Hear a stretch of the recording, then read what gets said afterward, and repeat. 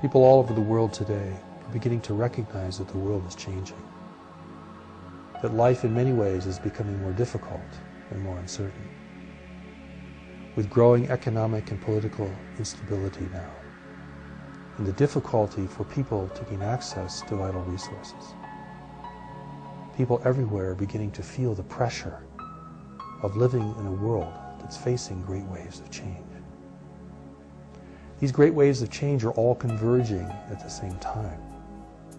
They're not just one event, but instead a series of events, a series of colliding events and overlapping events that taken together creates perhaps the most dramatic threat to human civilization and to the well-being of people everywhere that we, as the entire human family, have ever faced. The great waves of change are coming. Changing climates, violent weather, the loss of food production, the decline in our fundamental energy resources, growing economic and political instability, and now the growing risk of conflict and war over who will gain access to the remaining resources. These are the big currents of change, but within them are smaller currents as well. We begin to see how these great waves are impacting one another, how violent weather is destroying food production, for example, or disrupting the flow of energy resources around the world, and how political instability is affecting the lives of working families, for example.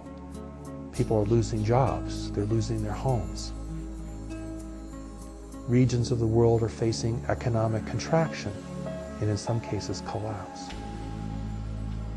We're truly entering into a new reality in the world. We're entering into the great waves of change that together have the power to undermine the fragility of human civilization, to break down relations between nations, to cast groups that are in opposition to each other into a greater panorama of conflict. We have the arid regions of the world becoming more arid. We have agricultural regions being flooded because of violent weather.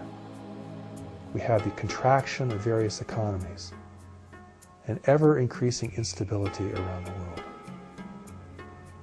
This is the beginning of the great waves of change.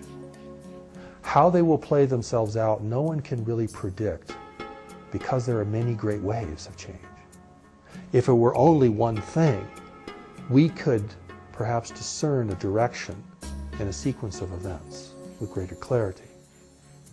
But because the world represents a series of interconnected and overlapping systems, economic systems, political systems, resource acquisition, so many different things, that the fabric of life now can begin to become really unraveled. We're beyond simply an economic cycle or an economic downturn, as is traditionally considered. We're entering into a different world, a different environment. We're facing a world in decline. And this will require us to unite and to cooperate, to generate human innovation, to cease our endless conflicts, which only weaken us in the face of the great waves of change. To unite our communities, to become more local in the production of food and other manufactured goods, because sending things around the world will become increasingly difficult as resources become ever more scarce and difficult to acquire. This is a very dangerous time for the human family, but it also gives us an immense incentive to gain a greater cooperation with each other, to unite for our mutual well-being, for nations to collaborate to make sure that their citizens can be provided the basic necessities of life, and that we alter our use of the environment, the destruction of our natural environment, that we change our energy resources, that we begin a real shift, a kind of industrial revolution at that scale, but also a cultural revolution, changing the way we live and how we engage with one another. Technology will certainly be a big part of that. But at a more fundamental level, it's how we as individuals and groups of individuals relate to one another, how we view one another, how we value one another. And in this, there will be a fundamental choice between whether we compete and enter into conflict with one another, or whether we choose another way, a path of resolution and cooperation, driven now not by ideology, not by philosophy, but by sheer necessity.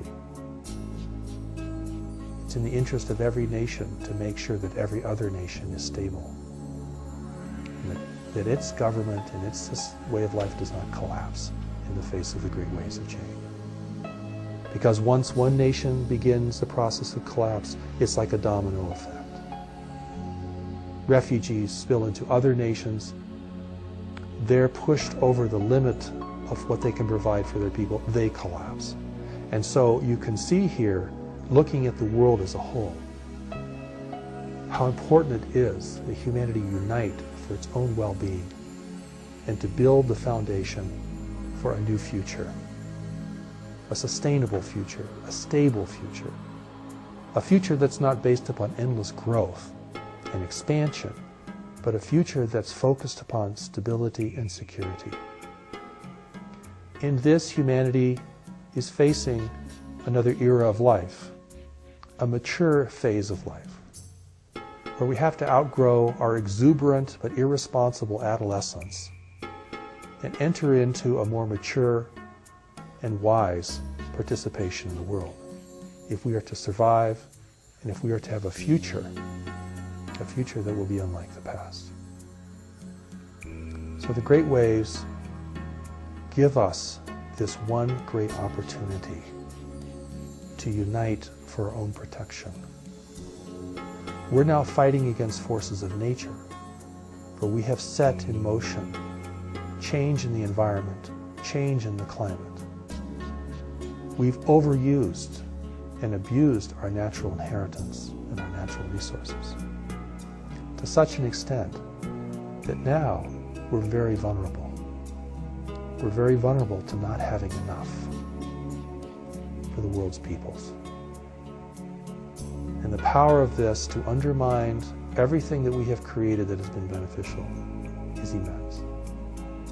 So this represents a real calling for people to reconsider how they live, where they live, how they travel, how they use resources, and how they're going to function in a world of increasing instability and uncertainty.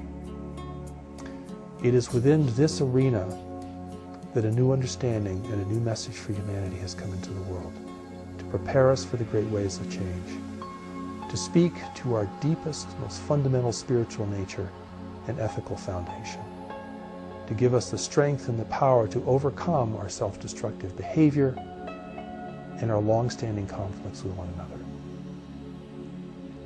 We're unprepared for the great ways of change. We're vulnerable to them. They have the power to destroy human civilization. That is how powerful they are. And therefore, we must begin anew with a new vision and understanding of what will be required in the future, and what each person can do to secure their lives and to be a service to others. For that is what is called for now.